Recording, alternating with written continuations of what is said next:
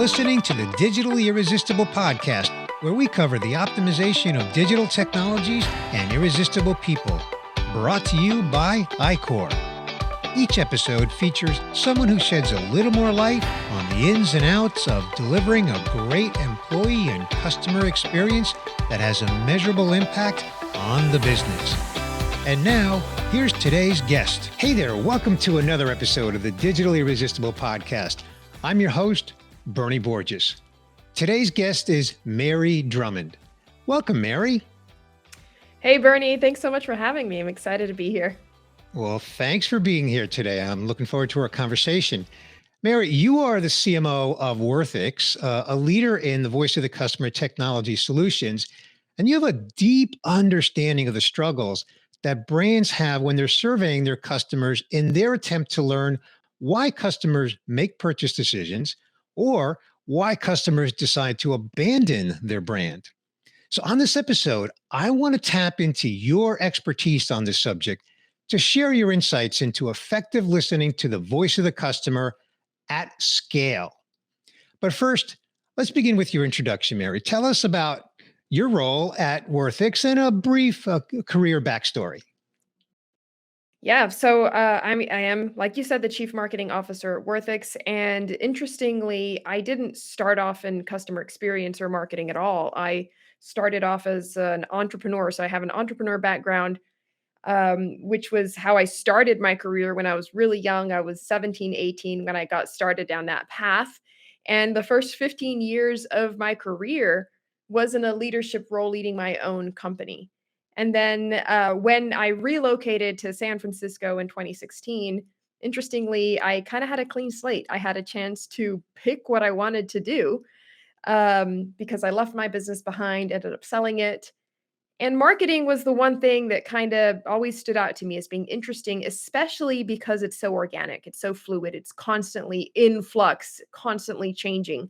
And that idea of choosing a career and a profession that I would need to be constantly learning kind of felt exciting for me. So I dove right in. And when I started off as chief marketing officer at Worthix, that kind of propelled me into the customer experience stage, let's say. And I had the opportunity to meet so many brilliant minds in customer experience and learn so much. After a while, I think that I saturated that knowledge to a point where I was kind of regurgitating it myself. And almost by accident, I became an expert in this space. But I'm really grateful because it's such a great, harmonious, empathetic industry. And I'm lucky to be a part of it. Yeah. So you've logged your 10,000 hours and you're officially an expert. That's great. Exactly. So, Mary, let's begin with the big why question. And that is, why is it so important for brands to really even be effective at listening to the voice of their customers and to be able to do it at scale? Yeah. Well, the first part of that question is, why is it so important to be connected to the customer? Companies exist for the sole purpose of reaching a common goal. So companies are a group of individuals working together to reach that common goal. And that goal is to solve a pain point or a need of the customer. So starting by understanding the customer's needs is absolutely crucial to the success of any organization in the world. None are an exception. So the best way to find out what the customer needs, what their frustrations are, what their expectations are, is to listen. And even though listening sounds doable and possible when you have a small operation, sometimes as you scale, as you grow, that listening becomes more and more challenging. Luckily, today we have technology in place that allows us to scale listening so that no matter how many customers you have or how many markets you're in, you're still able to have that one-on-one connection with each customer, and you're able to truly understand what matters to them so that you can do the best possible job at serving them. I like the fact that you mentioned that we've got technology available to us. Once upon a time, Henry Ford probably didn't have much technology available to him when he was trying to listen to his customer, and he had some insights that really inspired him to didn't not to invent a faster horse buggy, but to invent a vehicle. But in more recent decades, technology, as you point out, Mary, has become available. But despite the fact that technology has been available, a lot of companies still struggle with listening to the voice of the customer and doing it at scale. So, what's broken about this current approach to listening to the customer? Well, I think that one of the most important things is that voice of customer as we know it, the traditional way of soliciting feedback from your customer has been around for 100 years. Believe it or not, even though we've made enormous strides when it comes to the digitization of this process, not much has been done with methodology and how we not only collect, but how we listen. So, one thing that's really important is why is it that that methodology has taken so long to evolve? The market has definitely evolved, especially in the last 2 decades. So, being able to truly understand that perhaps the systems that you have in place aren't giving you the best feedback and the best answers and the deepest insight into your customers. And it's not what they want, it's what they need. It's understanding which need they're trying to solve with you, whether it's superfluous or whether it's, how can I even say that, essential. It's still what they need. And how are you aligning your value proposition to that need, right? So lots of people say, okay, a customer needs a car. No, they don't need a car. The car is not the need. The need is transportation. Whether they're going to get that through a horse and buggy, through a car, or through a flying vehicle a couple years from now, it doesn't matter. Transportation is that need. And that's the thing that you need to focus on. Everything else is just expectations of the market from technology and innovation and how the customer perceives the market changing around them. Now, what ends up happening is that when customers are elicited feedback, you have a system in place that's normally a really long, really high effort questionnaire where the company tries to get the most from their customers. But it puts customers in a situation where their responses are limited to the questions that the company is asking. And it's truly impossible for the company to ask all the questions or even to know what the right questions are. Hmm. So, making a questionnaire ends up involving a lot of guesswork where people are trying to empathize with their customer and trying to understand what their biggest pain points would be and creating questions around that. But that creates a lot of blind spots because, once again, that feedback is limited to the questions that the company is asking. But what if the customer is seeing something in an entirely different way? What if the customer has needs that aren't even showing up on the roadmap that you created as an organization, right? And then what ends up happening is that companies are extracting an enormous amount of data, exhausting customers with survey requests. And I feel that it would be worth it at the end of the day if companies could actually use this data to solve customers' pain points or to provide them with a better experience. But the truth is that that doesn't happen either. There's so much data that finding out what truly matters to customers ends up being a needle in the haystack. Yeah. So there's two sides for it. At the moment, it's an uncomfortable experience for customers and it's a bad experience for companies as well, who then have to kind of sort through all of that data to try to find something that's actionable in order to improve customer experience. So it's really high time for an entire overhaul of the voice of customer technology space. At iCore, we love being accessible to your customers when and where they want. Seamless and easy, the way CX should be. Discover why top brands trust iCore for their omni-channel support. Smile with iCore. Learn more at iCore.com. Mary, I read something on your website, the worthix.com website, that really spoke to me. And what I read was that sometimes the customer who's being surveyed or asked for feedback doesn't really even know themselves how to express themselves to give relevant and valid feedback. And I know that Worthix harnesses and leverages AI in the process of capturing feedback and information from the voice of the customer. So, if you would, can you share an example of a brand that's actually harnessing AI for their voice of the customer? Yeah, well, I think that there's a really important thing that you touched on right there, which is why it's so difficult for companies to capture when customers themselves don't really know how to express things, right? And that's when we're talking about intangible concepts. Intangible concepts are really hard to explain. They're really hard to express. How do you express social proof or brand identification in your own words? It's really, really difficult. We found a way, we created a methodology that has a lot of behavior science and other things like that to truly understand motivators, even when they're intangible. But the most important thing is understanding that simply because customers complain a lot about a certain experience, it does not mean that that experience is a deal breaker for them. So, a really good example is, my internet provider. My internet provider, if someone were to ask me if I were satisfied with my internet provider, my answer would be no. No, I am not satisfied with my internet provider. If they were to ask if I was likely to recommend, I would say absolutely not. I wish this upon no one, right?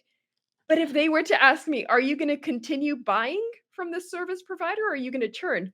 Guess what? I stay with them even though I'm not satisfied and I'm not recommending them. So even though there is a high frequency of complaints, it doesn't mean that that company is actually messing up the experience enough to cause me to leave. Because as a consumer, I understand that I'm going to have these problems anywhere I go. So when I weigh out all the pros and cons, it's still worth it for me to stay with this company. And that's why it's so important for companies to understand impact versus frequency. So I know that I'm getting a little bit off topic of your question, but I'm trying to provide a context for my So what story you're here. saying is what's the impact of the feedback versus just the noise, the loud noise that a brand might be hearing from their customers? Absolutely. So like if Bernie, if you were a VP at an organization and you had a limited budget and you could only invest in fixing one experience, which experience would you choose to fix? The one that people complain about the most or the one that's causing people to churn? Churn, It's a of it's course. a pretty straightforward Yeah, answer, right? So yeah. how do companies actually find this, So a company that we worked with a couple years ago, they were like a large subscription, like media company that had magazine subscriptions that was delivered to people's homes. And they were having a massive churn problem in a certain region of the country. So all of their customer service and voice of customer feedback was telling them that the reason people were churning was because the magazine was arriving at the newsstands before arriving in people's homes. And they were prepared to make a massive investment in trying to improve the logistics so that the magazine would get there sooner. Now, when Worthix came in, we found out that yes, that definitely was the number one complaint. And people were unhappy about that. And it needed to be addressed, but it wasn't urgent because that was not causing churn. What was truly causing churn was a complaint that was in seventh place on the ranking of frequent questions. Hmm, Which executive is going all the way down to seventh place and right, focusing on that? And right. what it was a credit card dispute where customers thought that they were going to pay X amount and they were being charged Y. And Huh, ultimately, the fix for this churn problem was simply to speak to the sales team or the new acquisitions team and say, hey, the numbers are wrong. You just have to tell people that they're paying Y and not X. And it costed right. $0 to fix that churn.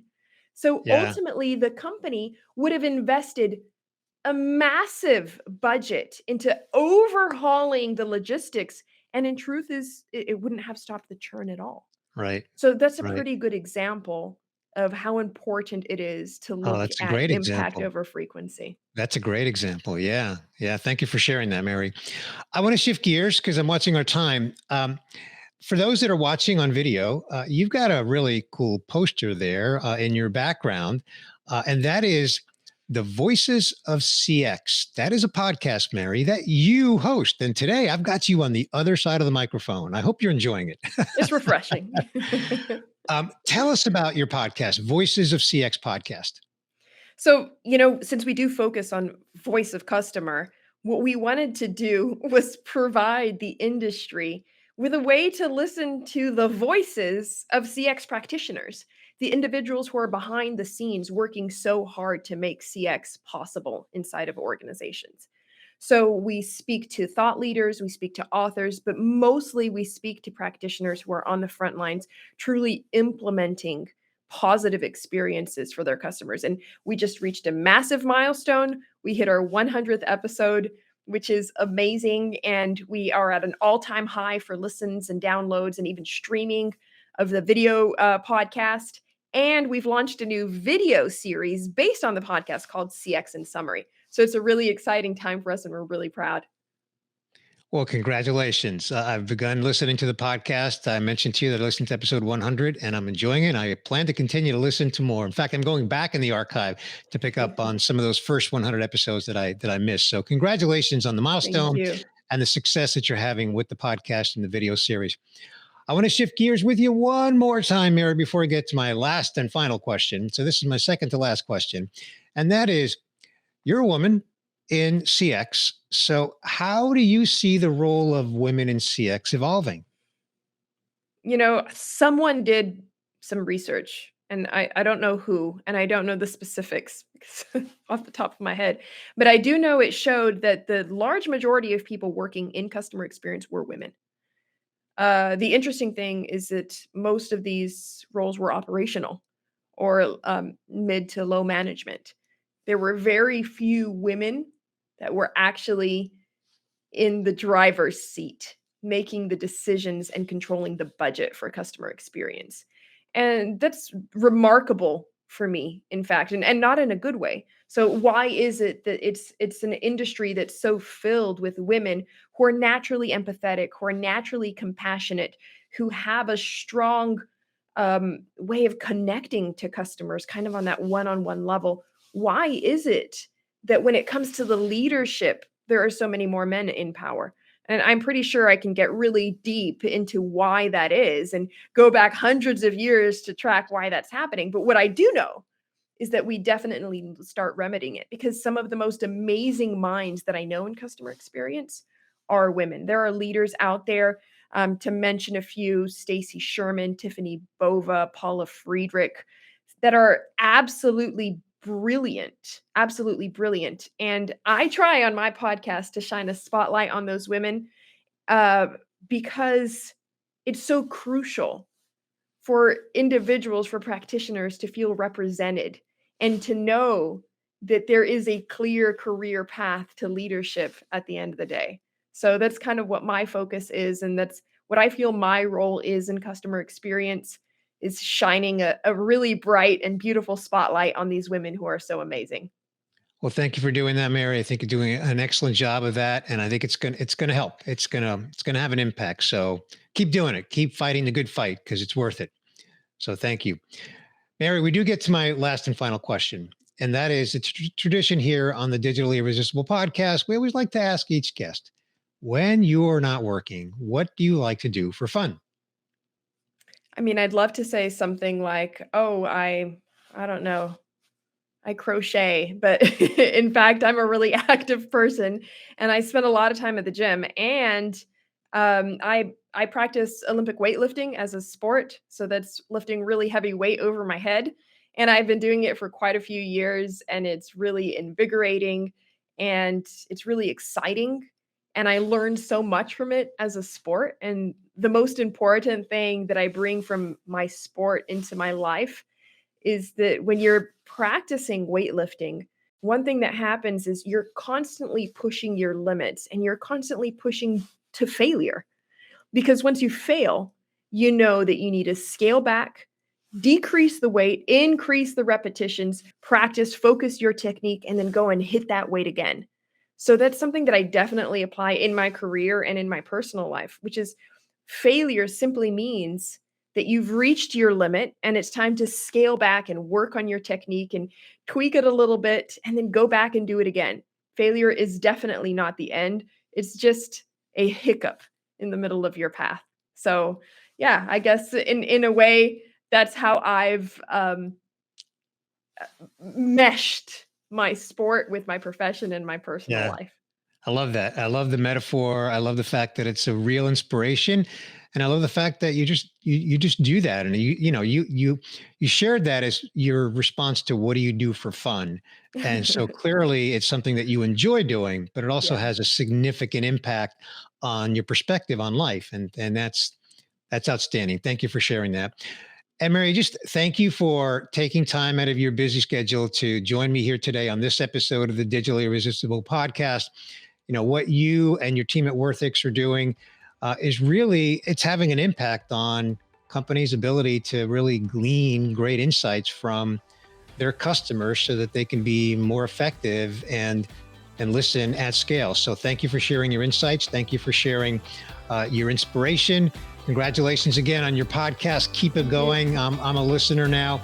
And again, just thanks for joining me here today. Awesome. It was great being here, Bernie. Thank you so much for the opportunity.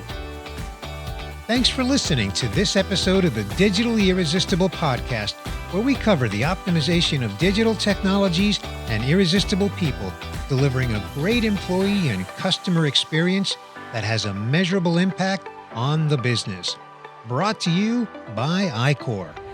Be sure to subscribe on your favorite podcast player so you don't miss future episodes.